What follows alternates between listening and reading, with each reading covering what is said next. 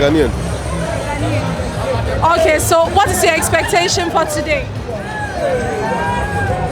Nothing much. Then you see Akufo-Addo out. And the nonsense stop, that's all. Yeah, but we are protesting specifically against the resignation of BOG governor. So what is your expectation? To get Addison out. To get Addison out. Addison is the reason we are here. And he must go, that's all. I can't leave to see nurses and doctors trained by the resources of the country living in droves out of the country. Go to Terminal 3 every day. It is daily basis. It's a daily occurrence. Okay, by 2:30 to 5 they are checking in. Go there and see who are those living. And I undoubtedly submit to you that if you get a visa today, you leave Ghana. Or if you are presented the opportunity, I am not saying you don't have it, but when it gets to the crucial point, you may leave. True or false? Every Ghanaian you want to leave this country, including your cameraman. How many Ghana do we have? Only one Ghana. So even if we today are not seeing the meaningfulness of our Ghanaian citizenship, if we are not seeing the meaningfulness of our being Ghanaian, and life is so horrible for us in this modern era, what about the future? See, I am an environmental law advocate. An environmental law have three cardinal principles. There are many, but I want to dwell with only three. Number one, economic sustainability. Number two, environmental sustainability, economic, environmental, and socio-political. And it is the duty of everybody, individuals, communities, nations, and the world, as provided for in Article 36(9) of our 1992 Constitution and 41 clause 1K. 46(9), there is a duty on the state to preserve the environment for posterity. Okay, the state of Ghana has the duty to protect the environment for posterity, and in cooperation with other countries around the world to preserve the world ecological system for the generations of the future. Upon coming into office, see what Akufo-Addo has done to our water bodies. And I believe you have relatives in the village, don't you? Many of them and their neighbors in the community depend on the river that flows across. And many of these communities, their source of drinking water is that river. Akufo-Addo, through his family members, wicked, criminal, and greedy as they are, they have destroyed the environment. They have destroyed the water bodies. We can reclaim the land, but we may not be able to reclaim the water bodies that have been destroyed. They are destroyed for good. Is that what Ghanaians bargain for? Is that what Ghanaians bargain for?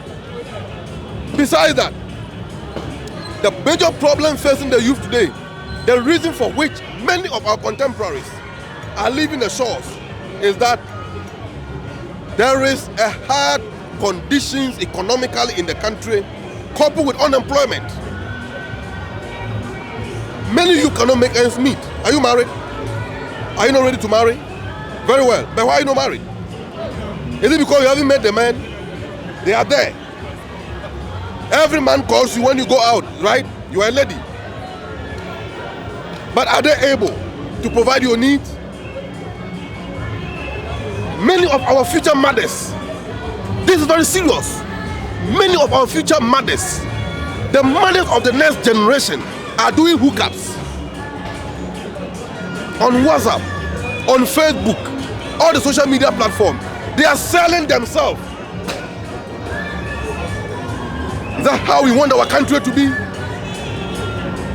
Is that how we want our future to be? Recently, according to report that was released by Ghana AIDS Commission, over 40,000 Ghanaian youth are living with HIV/AIDS.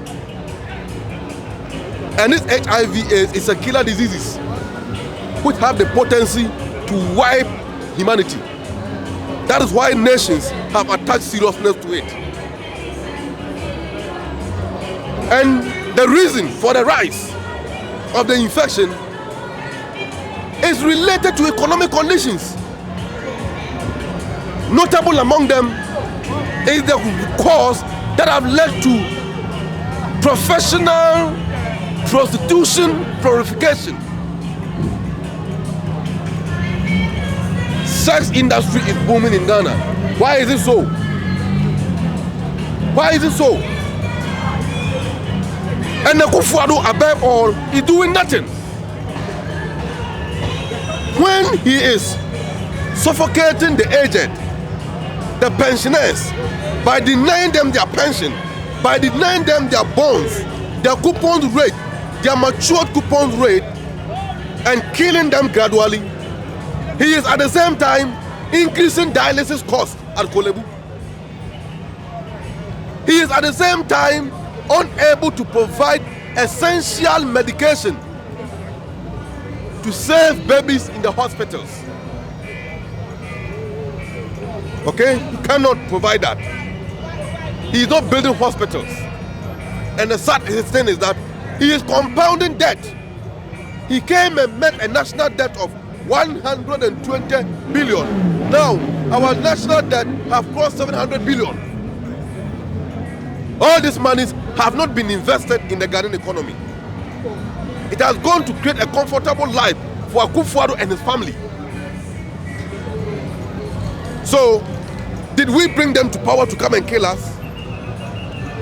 That is why I am here this morning. And that is the reason I am here. To let the world know the injustice happening in Ghana.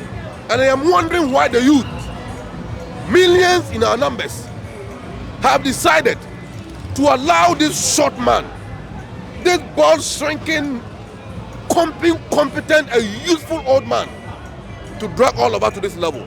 And everybody is quiet. Let me tell you, the youth of this country, we will strike. No matter what, we will strike.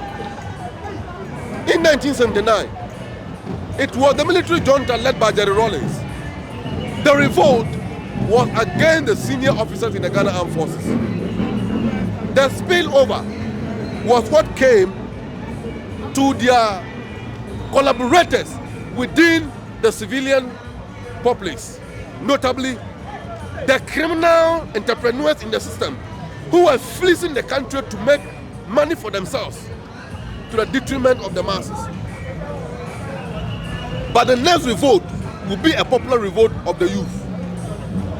And we will rise against the old men of this country like Akufo-Addo. The chiefs, they must speak now. The so-called men of God in the Christendom, they must speak now. Those who matter, they must speak now. Otherwise, when the day comes, we will not listen. We will not listen. We will not listen. And we mean business. If we are to bring this country down and rebuild it, we will do it. We will do it. But we are waiting. After 2024 elections, the youth of this country, we will advise ourselves. You see what happened in Niger? You see what happened in Burkina Faso? You see what happened in, how do you call it, Senegal and other places? Things are changing. And Ghanaian youth, we cannot be left behind. The next government, whether led by President Mahama or anybody, must nationalize our state resources.